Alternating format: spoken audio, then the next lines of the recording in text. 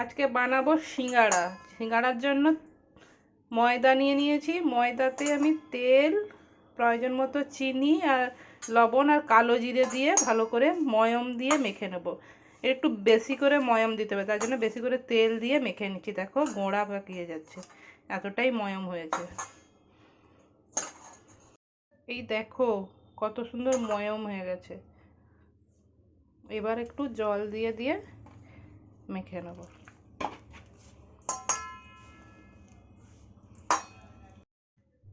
তো দেখো ময়দাটা আমি কি সুন্দর করে মেখে নিয়েছি।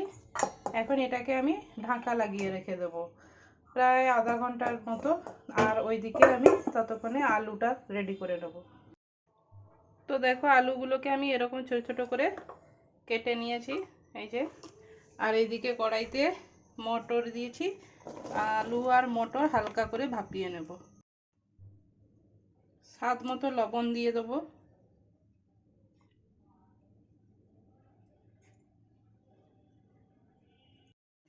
তো দেখো হালকা ভাপানো হয়ে গেছে, এবার নামিয়ে নেব। তারপরে মশলাটা রেডি করব। তো মশলা করার জন্য নিয়ে নিয়েছি ধনে।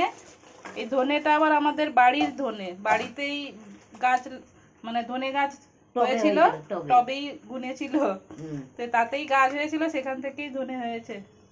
আর আর বাদ বাকি কেনাটা দিয়ে দেওয়া হলো।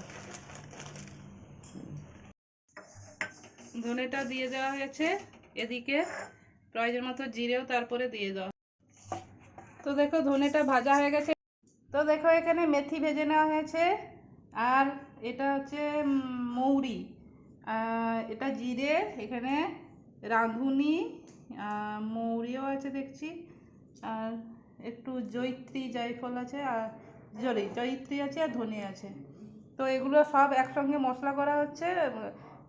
দুটো জিনিসে দেওয়া, একটা আচারেও দেওয়া হবে আর একটা সিঙ্গাড়াতে দেওয়া হবে। বলো না, জিরে গুঁড়ি করে বলে দেবো। মৌরি গুঁড়ি, মেথি গুঁড়ি দিবে না তোর মধ্যে? কস্তুরি মেথি দেবে। কসুরি মেথি।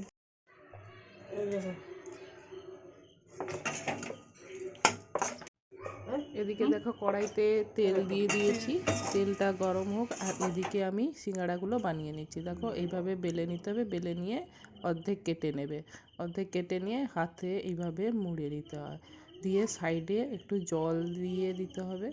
তার আগে ওই আলুর পুরটা দিয়ে দেবো। আলুর পুরটা দিয়ে তারপরে জল, সাইডে জল দিয়ে ভালো করে মুড়ে নেব।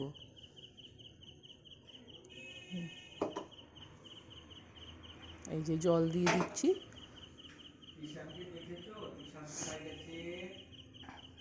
তারপরে আমাকে ভালো করে মুড়ে নিতে হবে, শিল আটিয়ে দিতে হবে যাতে না বেরোয়। সিঙ্গাড়ার এই মুড়াটার কাছেই মেন, তবেই সিঙ্গাড়ার মতো দেখতে লাগবে।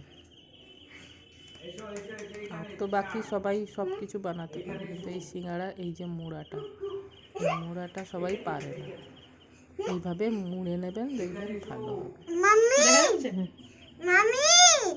আর বাড়িতে বানানো খেতেও ভালো, টেস্টিও হয়েছিল। খেতেও ভালো লাগবে, এইভাবে বানিয়ে দেখবেন, সত্যিই খুব ভালো লাগবে। আমি তো বেশ কটা বানিয়েছিলাম, আমাদের নিচে ডাক্তারবাবু বসেন, তো ওনাকেও দিয়েছিলাম। উনি বললেন যে বাহ, বাড়িতেই এত সুন্দর টেস্টি বানিয়েছিল, খুব সুন্দর হয়েছিল। তেলে পরপর করে ভেজে নিতে হবে।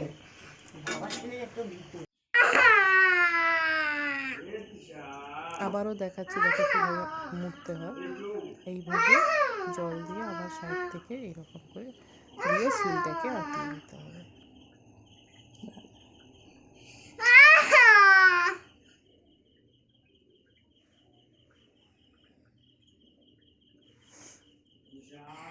এই দেখো কত সুন্দর সিঙ্গাড়া হয়ে গেল।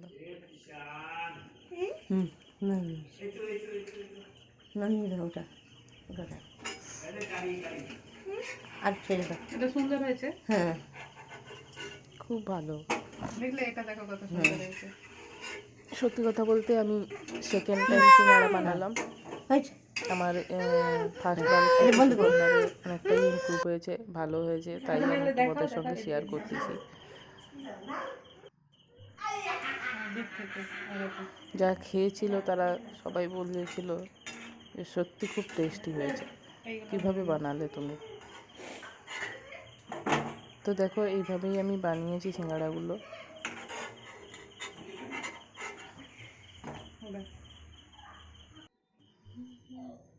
অনেকে অনেক কিছুই বলতে পারো, কিন্তু ভাই নিজের হাতে বানানো জিনিস সত্যি তুলনা হয় না।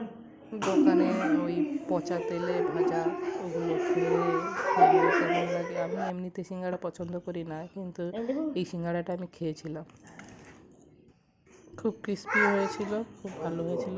ভিডিওটা এখানেই রাখছি, টাটা, দেখা হবে নেক্সট ভিডিওতে।